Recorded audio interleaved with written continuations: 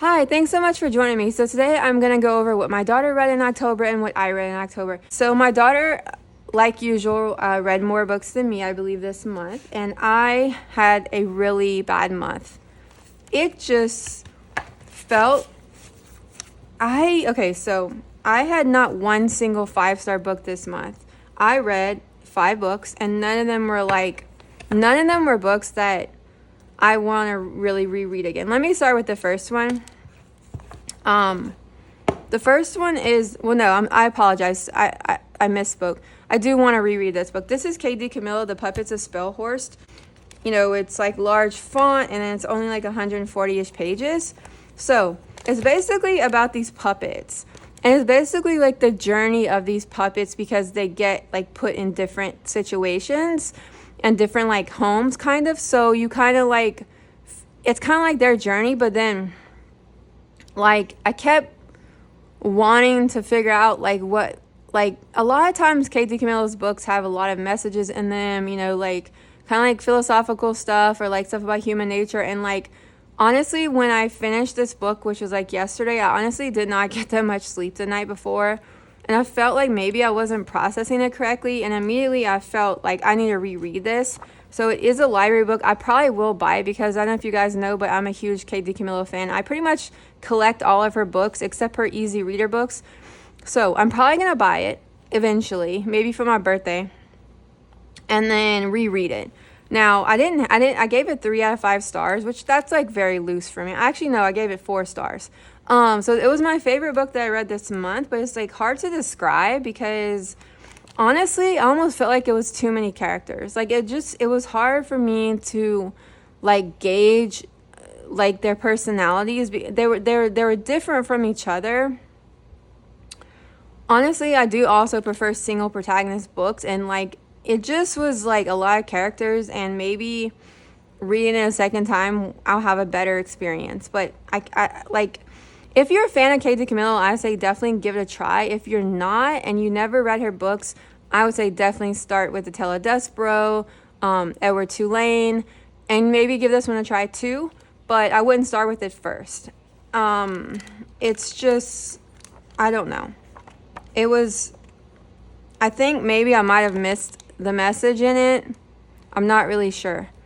Okay, so the second one by one of my other favorite authors. Now, K.D. Camillo is my favorite young children's author, like big time. So, and then Charles Dickens, Oliver Twist. I read this this month, and boy, this took a while. I think, this Dickens for me is always a slow read. So I think a lot of people are familiar with the story of Oliver Twist, and all I pretty much knew was that he was an orphan. It was a little bit different. I think my expectations were that, so basically he's an orphan, but he moves around a lot, and you could say, yeah, that's like typical of like current like children like that are in like foster care, like White Oleander. Astrid moves from home to home to home. But this is more of like a sinister situation. Well, Astrid was sinister too.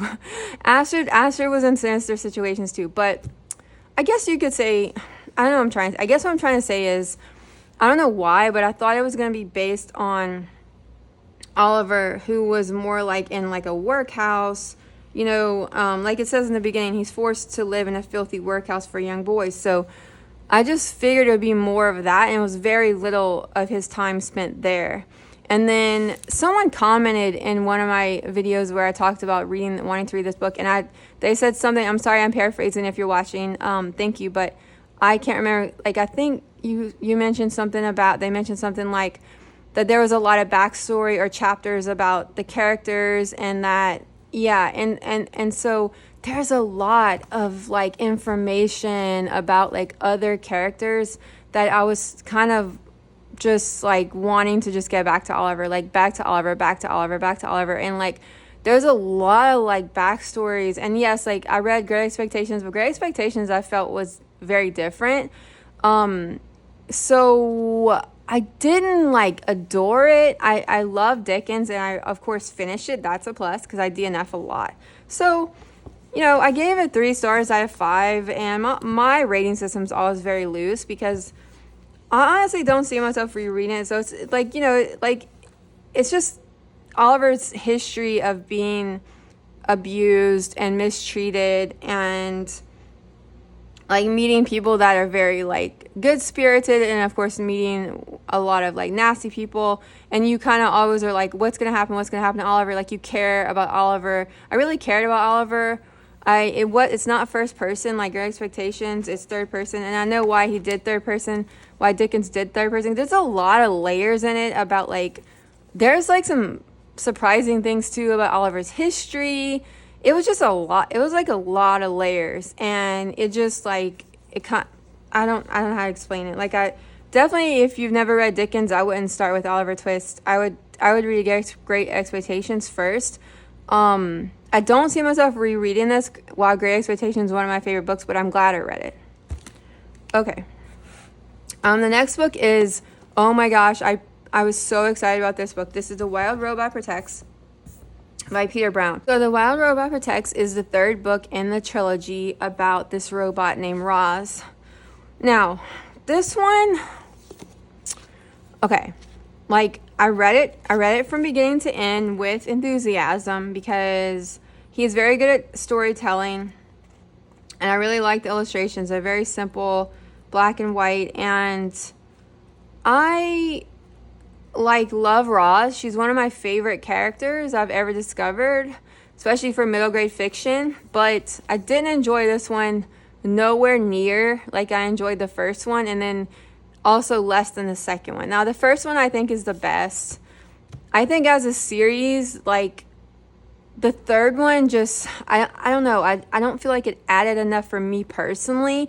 Now I think a different reader who actually likes reading about like environmental things, sorry that I'm kind of getting off track. Basically, this one's more about, Roz trying to figure out what's going with this, what's happening with this poison tide, and she's trying to like rescue everyone, like save the ocean and things like that. And like it's a little bit more like environmentally driven with like action versus like a character study. And the second one was a little bit like that too, whereas the first one I felt was like a little bit more like, ooh, like I just had this like kind of like warm feeling where it was just like more, because Roz was first introduced. It's a robot living on this island with these animals, and she learns to communicate with all these animals, whereas this one, she was like away from the animals and things like that because she had to go on this journey to figure out what was going on with this poison tide. So I just didn't get like the same characters connected together like that. That was kind of why it fell short for me, because I kind of liked the interaction she had with like her animal friends, and like you didn't really get that here. And I still think it's a good book, but that's why it wasn't like my favorite out of the three. But I'm glad I have it, and now I have the whole trilogy. Okay, so the next one is a very famous book, Coraline by Neil Gaiman. So I was actually scared to read this book for some, like I was like, because I saw the movie first and I thought it was going to be, this is middle grade fiction, I thought it was going to be like scary. I honestly wasn't scared by it, maybe because I also saw the movie first, but I like the way he writes. This is my first Neil Gaiman that I read. He really gets to the point. Like he does not, K. DiCamillo is the same way.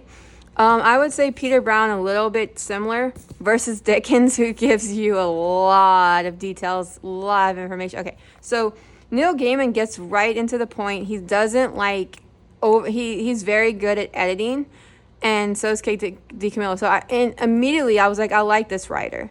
He's not about flowery prose and things like that, like Donna Tartt is, but I love that too. I like a mix, but so immediately I was like, okay, I like the way he writes, but the story, I don't know. I mean, I'm like, it kept my interest from beginning to end. I'll be honest, I think watching the movie ruined it for me. It happens for me that way sometimes, not always. But I think because I already knew what was going to happen because I saw the movie.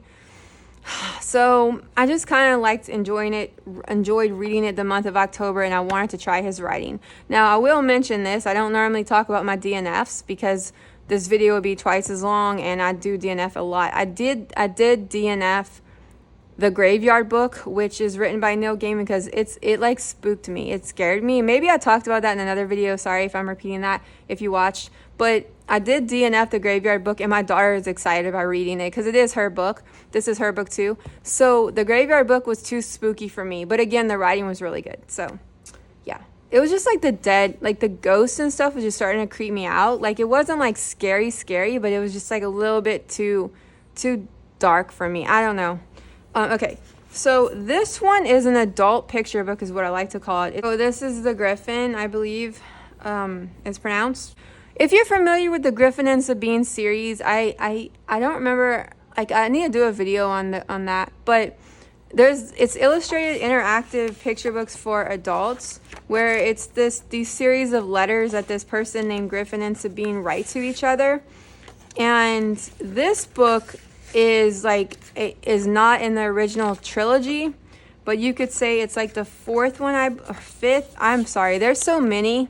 I think there's like 6 or 7. So this is like he doesn't write them in like a certain, like they're not ordered by number, so I kind of get them mixed up because okay, basically Griffin and Sabine are these two people, and I completed the trilogy of Griffin and Sabine, but yet I found out Nick Bantock wrote these other books. Now I highly recommend Griffin and Sabine if you like kind of romantic yet like weird supernatural, like kind of like parallel universe type stuff. It's like a little bit out of my normal vibe of what I read, but I really liked the beautiful interactive picture book for adult situation, the illustrations. Look at that, it's beautiful. Getting to read the handwritten letters, and then so there was a lot of mystery to that series. But then this one I didn't enjoy. I'll just be honest, like it wasn't. So Griffin and Sabine are not the main protagonist. It's another couple. It is this like Matthew and Isabel, and I just didn't enjoy them as characters. I just didn't feel like it didn't really do it for me. So I'm not gonna buy the other two because this is also a trilogy. Sorry if that's confusing, because if you're not familiar with Griffin and Sabine, then you would be like, what? I don't know. It's even I find myself confused when I have to keep going back. I have to look at the date. So this is just another book in the part of the series, and I am not completing it. They have 2 more to complete the Isabel and Matthew. Now Griffin and Sabine are mentioned in this book, but to me there was so much of a side story, it just lost interest for me. Now as far as like illustration and quality, it's perfection. Now my daughter's books. Oh yeah, before I do my daughter's books, I want to show you guys what I'm currently reading, because I didn't start it yet. So Remarkably Bright Creatures by Shelby Van Pelt. So I said I was doing a book buying ban if you watched my last 1 or 2 videos, but I had a like horrible day yesterday, and books are like therapy for me. Like buying a new book is like therapy for me, and I actually had to do some shopping for not books but for other things. And I just was like, let me go to Barnes & Noble. I was looking for some other like stocking stuff, and I was like, let me check this book. I've been waiting for it for months. I'm like number 20 or 30th in line at my library, and I'm like, you know what, I'm just gonna buy it. And this guy who was working there was so nice. It was in the wrong place. It was in the P's versus the V's. And he also said it was a new fiction, and I was looking in the old fiction, and it was an old fiction, and he thought it was a new fiction because I asked. I never ask. I don't like to bother people, but I really wanted it, and I knew they had to have it, and they did, but he helped me track it down, and I was so happy. I was like, I'm definitely buying it because of all his help, because I was like, anyway, so I haven't started it yet. I don't know anything about the writing, but it's like after Tova's husband died, she began working the night shift at the aquarium. Mopping floors and tidying up, keeping busy has always helped her cope, which she's been doing since her 18-year-old son, Eric, mysteriously vanished on a boat. Tova becomes acquainted with a giant Pacific octopus living at the aquarium.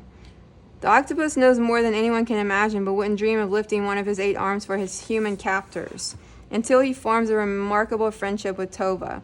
Ever the detective, The octopus deduces what happened the night Tova's son disappeared, and now Marcellus, the octopus, must use his every trick his old invertebrate body can muster to unearth the truth for her before it's too late. So, like, I'm hoping it's like she's gonna like rescue him and put him in the wild or something. I don't know.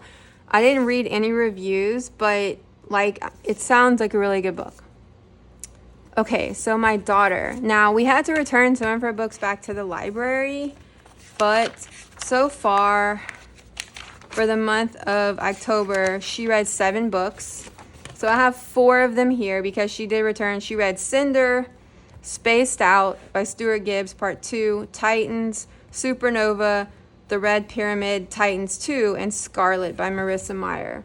So actually, I think I returned more than that to the library because I only have 3 and then 1 that she's reading. So she read Cinder, which is by Marissa Meyer in the Lunar Chronicles, and this is YA. And I'm not sure, it's kind of like science fiction-y, but it's like humans and androids, and then it's based a little bit on like Cinderella, like fairy tales. She's really enjoying this series and this author.